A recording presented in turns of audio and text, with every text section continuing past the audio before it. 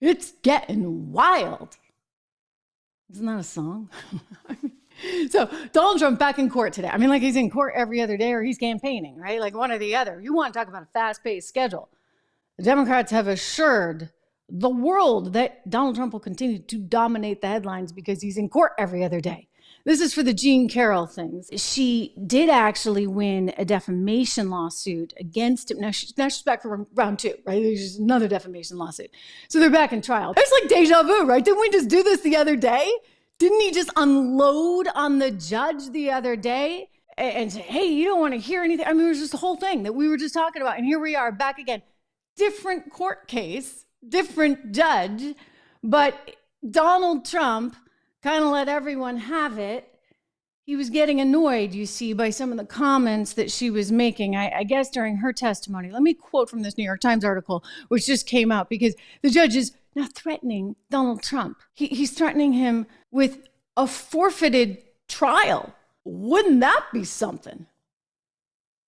I mean, he might as well just march to the White House right now. I mean, I realize the Democrats have this whole theory that somehow if they can trip him up in all these court cases, that somehow that'll do it. That will actually mean that they got him, right? I mean, I'm telling you, though, it's not going to matter because even if he's in jail, that's what the Iowa exit poll proved. Even if he is convicted of a crime, the majority of Republicans are still voting for him. So there you go. There you have it. I think the strategy is backfiring. But anyway, she said some things and she, I guess, described in a bit of detail, according to the New York Times article, what apparently she alleges happened.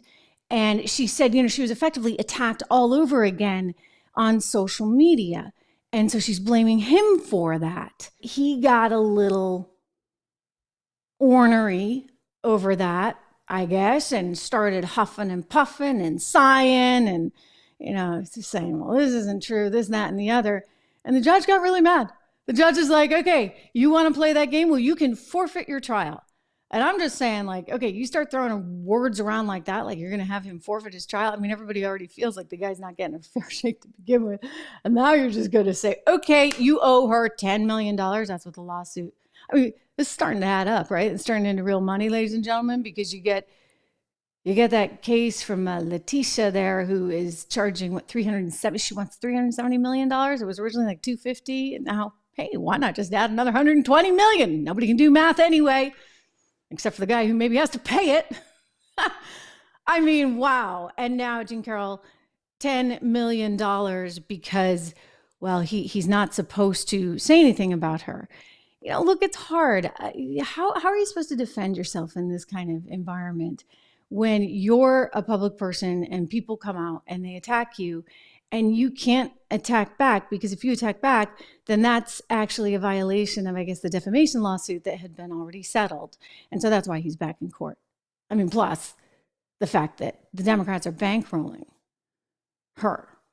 You see, she's being bankrolled, or her case or her legal team is being bankrolled by none other than Reid Hoffman, who's, like one of those big tech gurus, because he started LinkedIn. Very successful business, obviously. The Facebook of jobs. By the way, I'm on LinkedIn. You can follow me there. So he's a successful guy. He's getting a lot of money. And so he's using it to help this woman in her charges against Trump. And in doing so, he's helping to fuel this machine that's going after Trump one after another. I was looking at the schedule and I was like dizzy by it. I mean, I couldn't believe it because every other day, it seems like, at least in the month of January going into March, leading up to the biggie, right? Jack Smith's case, March 4th, mark your calendar for that one. It's like they just crammed it all into this election year. And the thinking, you understand the thinking on this, it's a strategy. And you have to look at that strategy because they figure, okay, he's the guy who's going to win. So what is their strategy? Oh, well, we'll tie him up in all these court cases. And then the public will realize, oh, we don't want this guy as president because he's a criminal, or he's this, or he's that, or he's back in court. And what they don't fundamentally get is that the American people, including those in the middle, look at this and go, they really haven't gotten him on anything, and yet they keep dragging his you-know-what back into court. Maybe that's an example of government gone wild. You think? I mean, I think, we've been through this. Even when he was in the White House, right? We've been through this. He was impeached twice, for goodness sakes. And yet, where are we on the Hunter Biden and possibly what Pops did for a particular client in Ukraine? Those are serious allegations, and we really don't seem to be anywhere on those. But no, they managed to get Trump twice, in addition to multiple members of Congress saying, not my president, not my president, former president of the United States, Jimmy Carter, saying he's illegitimate because he won with the help of the Russians. Do they think we forget these things? They must, because they don't understand the American people, period. They don't understand us. And what they've effectively done by going after Donald Trump so much is they've helped secure his position at the top of the GOP ticket. Now, you might say, well, is this deliberate? Is this what they wanted? After all, it is what they wanted back in 2016. Hillary Clinton really wanted Donald Trump to win. She thought, if I can just run against Donald Trump, then I'll win. That didn't work out so well, right?